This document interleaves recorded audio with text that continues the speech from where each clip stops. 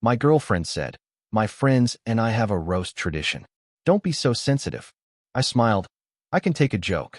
Then, during my turn, I joked about the secret debt I paid off for one friend, the affair I covered up for another, and the loan she never repaid from a third. The silence that followed was deafening. I, 32M, should have seen it coming the moment my girlfriend suggested I join her and her friends for their monthly dinner.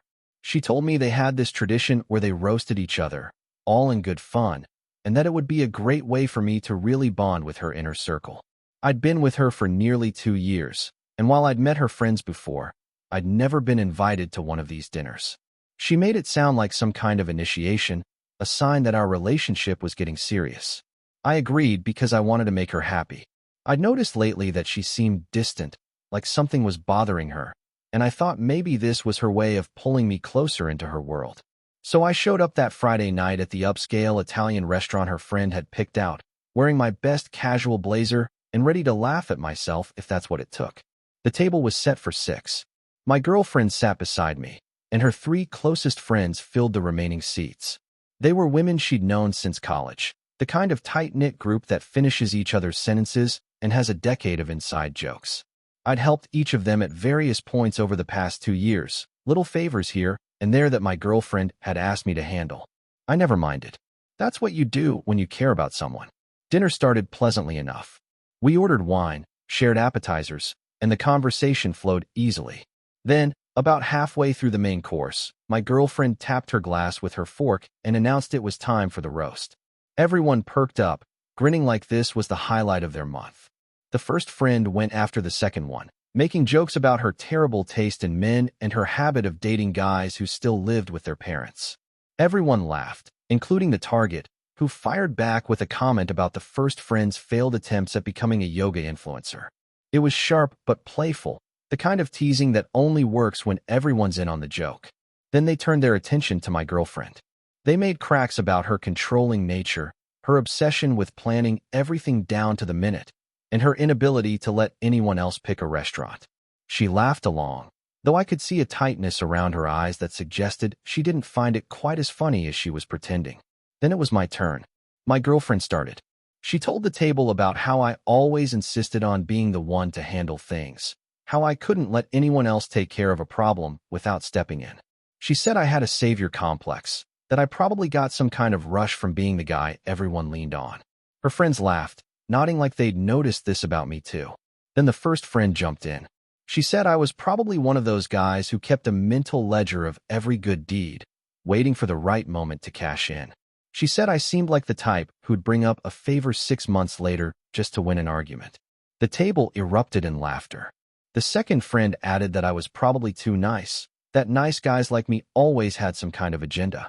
She said I gave off major doormat energy, and that my girlfriend could probably walk all over me, and I'd just smile and take it.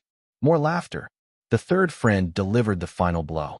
She said I seemed boring, that I was the kind of guy who peaked in his 30s and would spend the rest of his life talking about the same 3 stories. She said my girlfriend probably kept me around because I was safe and predictable, not because I was exciting. The whole table was laughing now, my girlfriend included. She reached over and squeezed my hand, like that somehow made it okay. She told me not to be so sensitive, that this was just how her friends were, that it was all part of their tradition. She reminded me that I'd agreed to this, that I knew what I was signing up for. I smiled. I told her I could take a joke. Then I asked if it was my turn. The laughter died down, and everyone looked at me with this expectant energy, like they were curious to see if I could dish it out as well as I could take it. My girlfriend leaned back in her chair, crossing her arms with this little smirk that told me she didn't think I had it in me. I started with the first friend, the one who joked about my mental ledger. I said it was funny she mentioned keeping track of favors, because it reminded me of that time last year when she'd called me in a panic. She'd racked up nearly $8,000 in credit card debt and was too embarrassed to tell anyone, including her parents. She'd begged me not to mention it to my girlfriend, said it would ruin her reputation in the group. I'd paid it off for her, telling her she could pay me back whenever she was able. I said it was interesting that she'd never brought it up again, not once in the 14 months since. I smiled and said maybe she was the one keeping a mental ledger, just of debts she'd decided not to repay. The table went quiet. The first friend's face drained of color. She opened her mouth like she wanted to say something, but nothing came out. I moved on to the second friend, the one who'd called me a doormat. I said it was ironic coming from someone who'd asked me to lie for her just 6 months ago. I brought up the weekend she'd told her husband she was at a work conference, when really she'd been at a beach resort with a guy from her gym. She needed someone to confirm her story if her husband called, and I'd been the one she'd turned to. I'd covered for her, kept her secret, even though it made me uncomfortable. I said it was interesting that she felt comfortable calling me a doormat when she'd been perfectly happy to use me as one. The second friend's eyes went wide. She looked at her husband, who wasn't at the dinner, and then back at me. Her hands were shaking. Then I turned to the third friend, the one who'd called me boring. I reminded her about the loan she'd asked for 8 months ago. She'd needed $3,000 to cover her rent after she'd blown her savings on a designer handbag and a trip to Miami. She'd promised to pay me back within 2 months. I'd never seen a cent. I said it was fascinating that someone who owed me money felt qualified to comment on my personality, and that maybe if she'd spent less time judging me and more time budgeting, she wouldn't need to borrow from boring guys like me.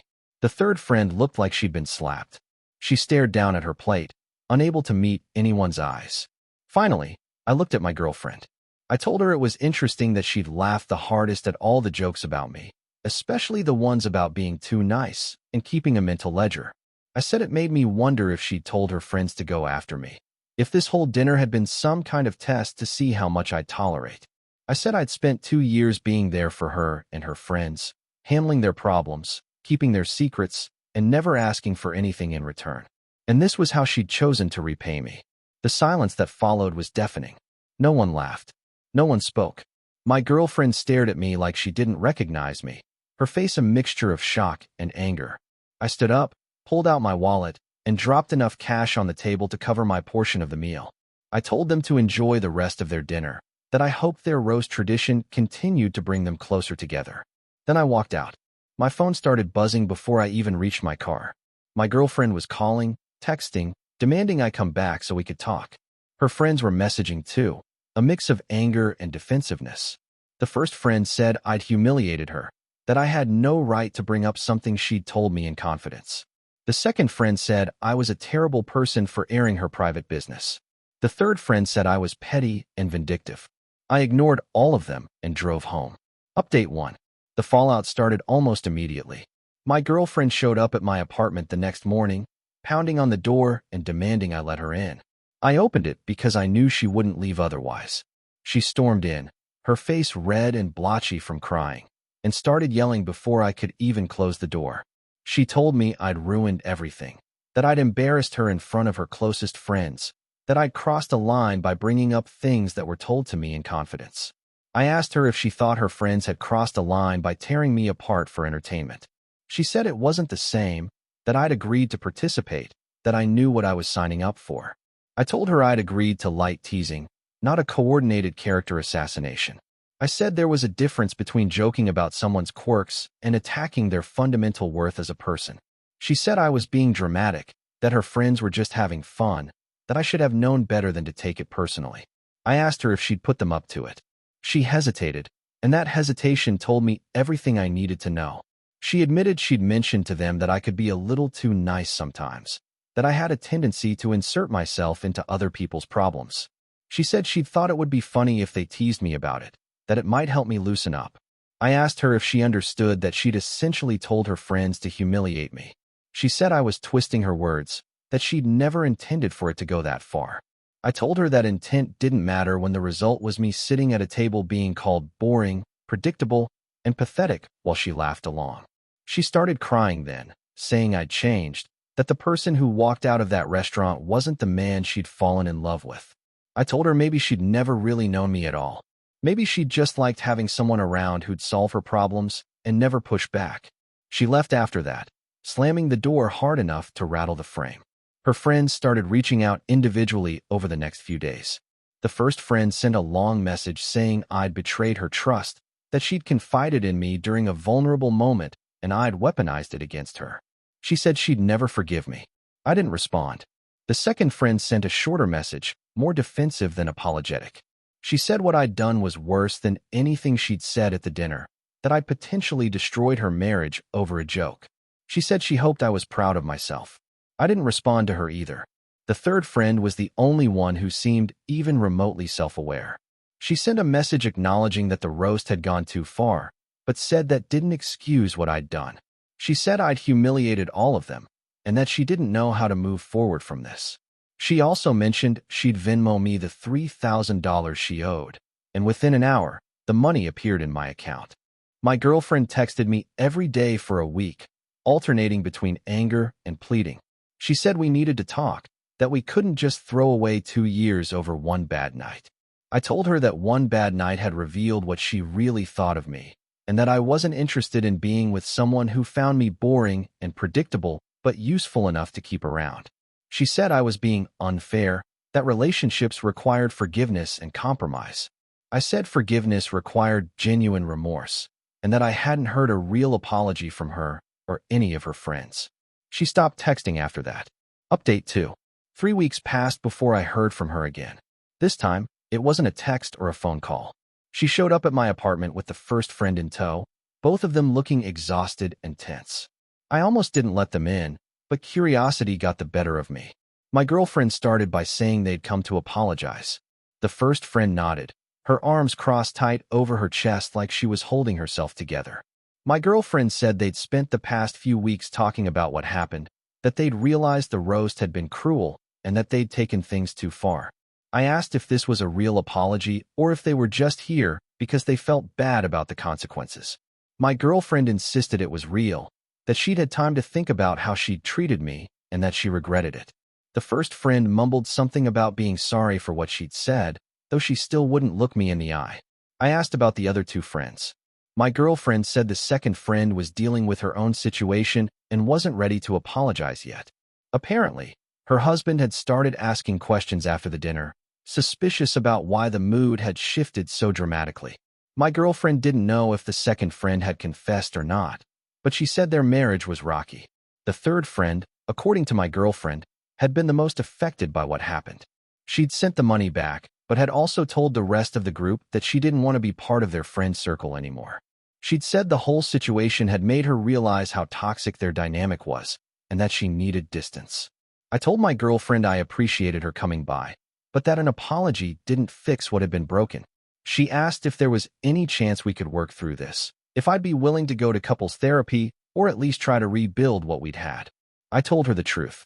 I said that sitting at that table, listening to her and her friends tear me apart while she laughed, had fundamentally changed how I saw her. I said I'd spent 2 years trying to be a good partner, trying to support her and the people she cared about, and she'd repaid me by turning me into a punchline. I said I didn't think I could ever look at her the same way again. She started crying, asking if there was anything she could do to make it right.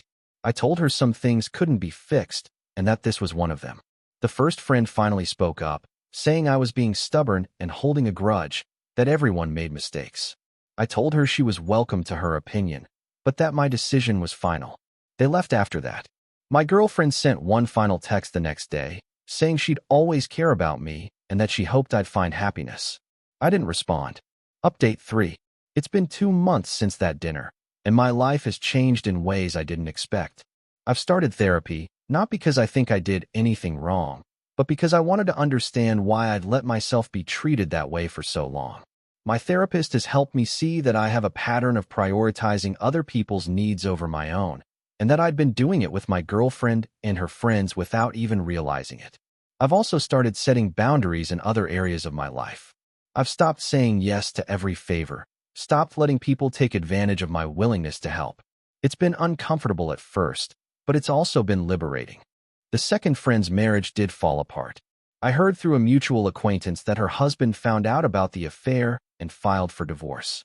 Part of me feels guilty about that, but my therapist reminded me that I didn't cause the affair. I just stopped covering for it. The first friend blocked me on all social media, which was fine by me. I never expected forgiveness from her, and I didn't particularly want it. The third friend reached out a few weeks ago. She said she'd been doing a lot of thinking, and that she wanted to thank me for what happened. She said it had been a wake-up call, that she'd realized how much she'd been enabling the toxic behavior in that friend group. She said she was happier now, surrounded by people who actually respected her. She also insisted I keep the $3,000, saying it was the least she could do. As for my ex-girlfriend, I haven't heard from her since that last text. I saw on social media that she started dating someone new, which doesn't bother me as much as I thought it would. I hope she's learned something from all this, but I doubt it. Looking back, I don't regret what I did at that dinner. Could I have handled it differently? Probably. But sometimes people need to feel the weight of their own words, need to understand that actions have consequences.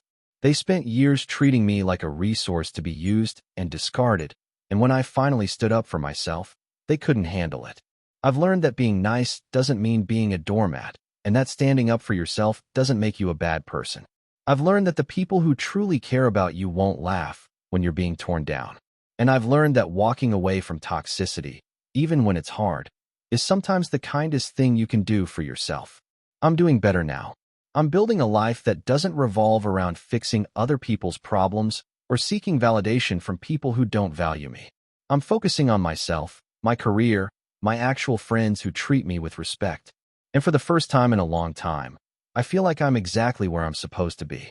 The silence at that dinner was deafening, but the peace I've found since then has been even louder. Thank you for watching. If you enjoyed this story, please hit that subscribe button. Don't forget to give it a thumbs up and share it with friends or family who might enjoy it too. Your support means a lot. And if you have any thoughts, questions, or story ideas, drop them in the comments below. I'd love to hear from you. See you in the next story.